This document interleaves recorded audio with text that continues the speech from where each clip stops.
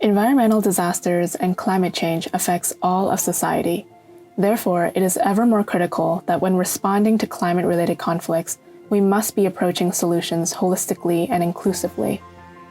Due to their community influence, this includes bringing faith leaders to the table of policy and decision-making.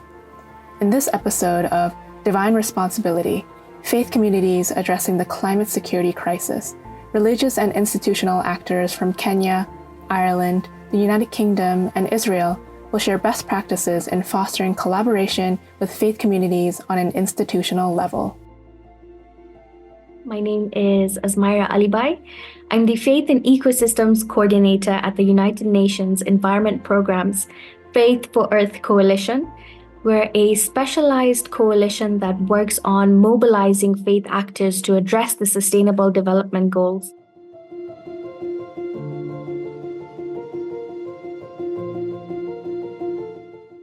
My spiritual tradition has inspired me through the principles of oneness, of harmony, of unity, of compassion, of beauty in the symmetry that we in Islam borrow from nature, in depicting many different things, whether it's the story of our lives, whether it's our how we live our everyday lives. Hello, my name is Jean Duff. I work from the west of Ireland, having spent 40 plus years working from Washington, D.C. I am a behavioral scientist with training in psychology and epidemiology. And I've spent the last several decades working as a bridge between the multi-faith world and the secular world on international development and humanitarian goals. I'm currently serving on the steering group of the Women, Faith and Climate Network, and I also work as the interim coordinator of the network.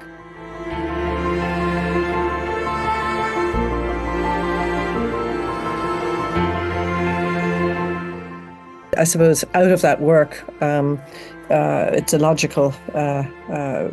It's very logical that I would come to focus on climate.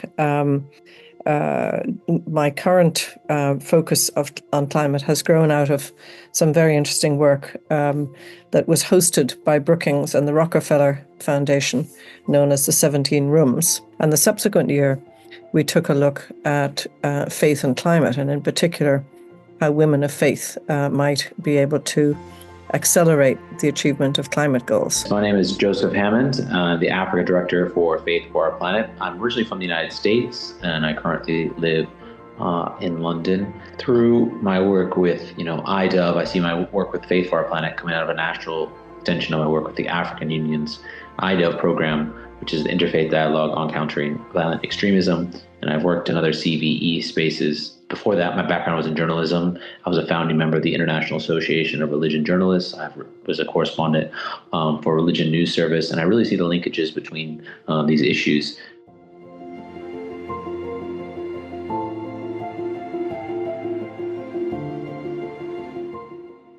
When I was in Burkina Faso as a reporter, I went north of Kaya into areas deeply impacted by violent extremism, and I met with, interfaith militias of locals that were Christians, that were Muslims, that were animists, that were members of different tribal groups, all working together to defend their communities. And they spoke quite frankly about some of the impacts of climate change had on their lives. And it's not far from that story and that narrative to understand the way that climate change is very much impacting the lives of these people. My name's Laura Cook, and I am speaking on behalf today of Project Dandelion, which is a women-led global campaign for climate justice.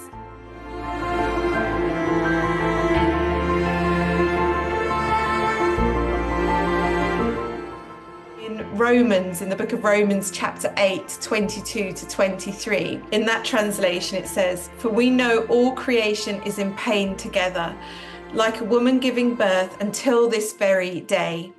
And not only that, we who have the first signs of the Spirit also groan within ourselves as we wait for the time our bodies will be made whole and free like the Creator's children. And this particular passage really speaks to me at the moment because it's that relationship between ourselves as part of nature and also having this sense of God embodied in all of it. And as much as nature feels pain because of the conflict wrought on it, so do we as human beings as well. And we have that connection with Earth. You know, we're one and the same. I am Yonatan Nerol. I direct the Interfaith Center for Sustainable Development, which I founded in 2010. I grew up in California, and I studied in university in California, and then moved to Israel 22 years ago, and I studied in a rabbinic program. And I've been engaged in interfaith environmental work and peace building work for the past almost 15 years.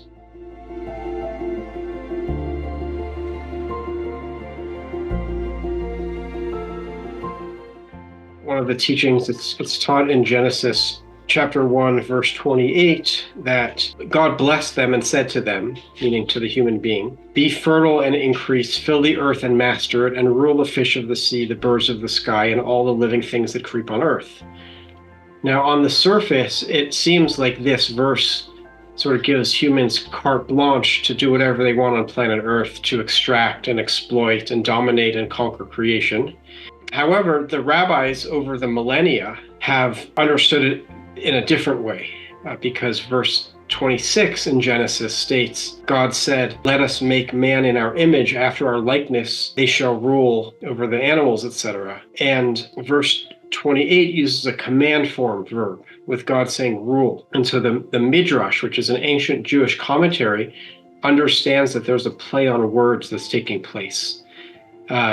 And so Rabbi Hanina interpreted the Midrash to say, if humankind is worthy, then God says, you rule.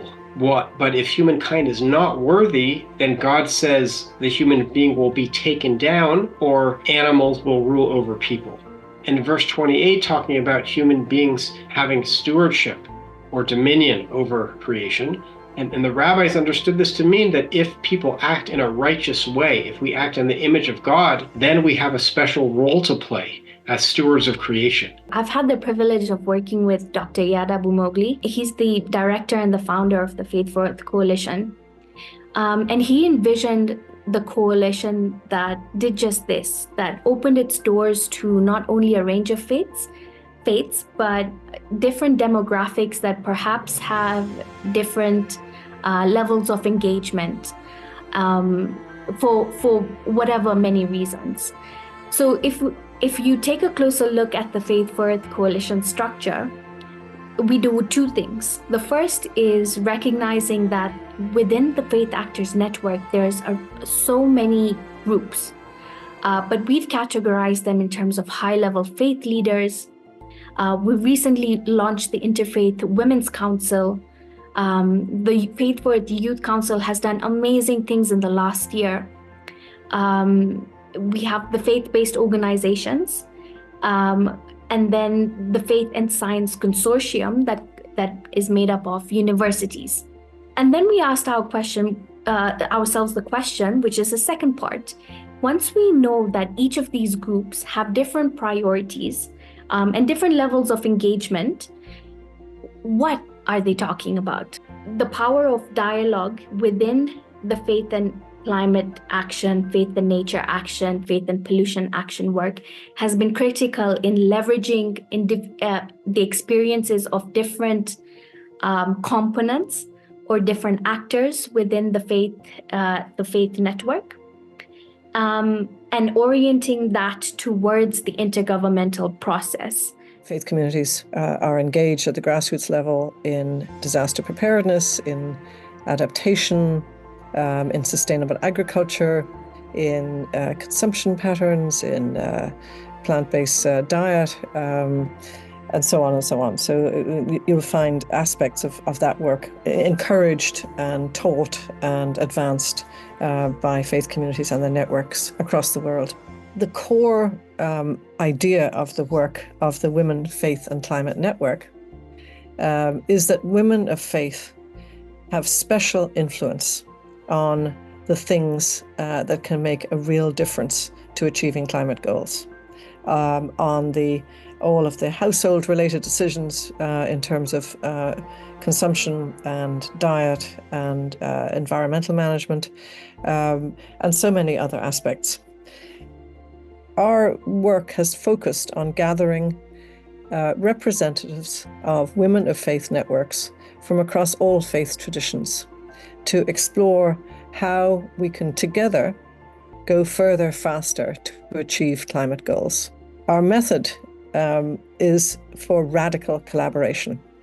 So our hope and our work and our exploration is around the question of how can we expand and amplify the vast work that is already going on through collaboration across denominational and across faith lines.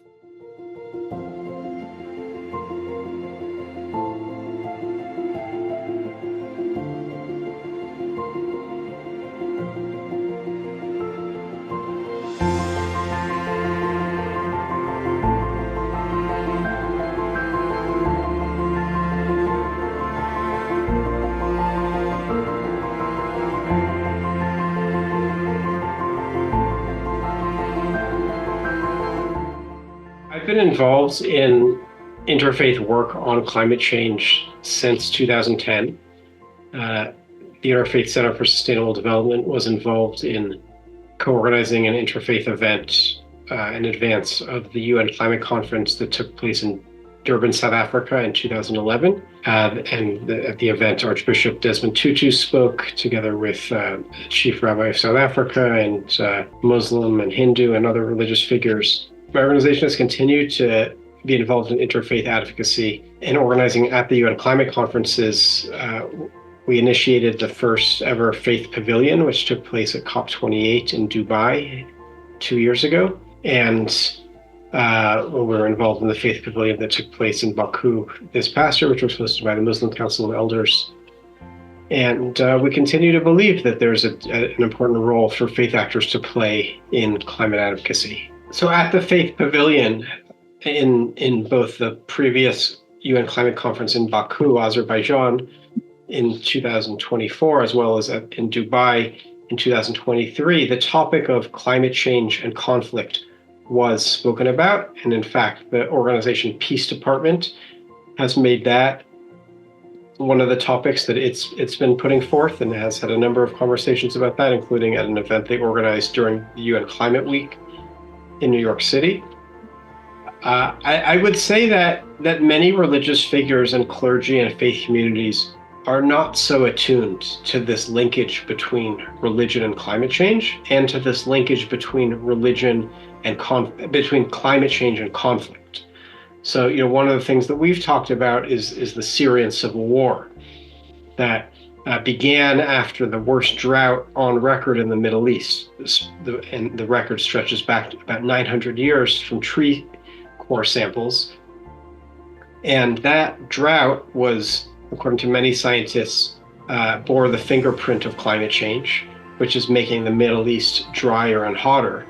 And as a result of that drought, hundreds of thousands of Syrian farmers moved to Syrian cities, and that was one factor that destabilized Syria and contributed to the civil war. So, but it's important that we talk about this connection, and we're trying to share about it with religious figures. So I would say the most important part that faith communities can play is leveraging on the experience of their institution and network in bringing best practice to the lives of the communities and how they do business, or how they work and live their lives, to ensure that the harm is mitigated or at least reduced. We're completely committed to including as much religious diversity, faith diversity, age, and geographic diversity in our process as possible. Religious leaders at the leadership level can be powerfully influential with governments and with the private sector. The role of faith actors in driving social change, in particular in the global south, is increasingly being recognized at the COP level, at the international level, at the United Nations level, that faith actors remain important to create an impactful change, particularly in the African context, since that's the context I work most readily in this. I think there's a lot of, interesting solutions that have been proposed, and you can have faith, organizations involved in a lot of ways to promote this issue. For example, in parts of Africa, it's a big deal to have an Eid Cup or a Christmas Cup in football that the local faith organizations are sponsoring. Part of that money I've seen go into environmental efforts. I've seen faith-based organizations lead cleanups around plastic pollution. I think for those of us that work on climate justice, we don't need convincing, right? We know, and we have a sense of the scale of the problem that we're facing and the seriousness of it, the gravity of it.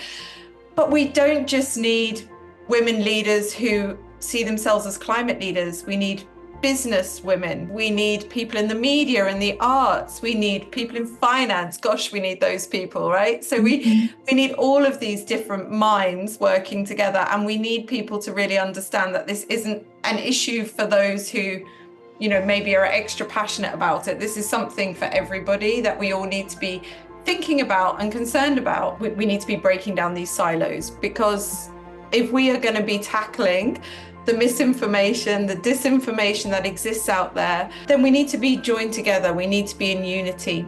In the world today, there's a lot of people fighting over a lot of different things in a lot of different countries. And the ecological challenge and the ecological crisis is one thing that people can agree about. And so through the work that we've been doing over the past 15 years, we've seen that this is a way of bringing people together, even here in Jerusalem, which, and of bringing together Jews and Christians and Muslims in this land, and Druze, and then internationally also working with Buddhists and Muslims and Shintos and Taoists, Confucian, many people and indigenous people. So, if we don't have a sustainable planet, then we're not going to have peace. But if we don't have peace, we're not going to have sustainability. So the two go hand in hand, and the two actually complement each other. When we bring people together from many faith traditions to promote sustainability, it both promotes peace and sustainability.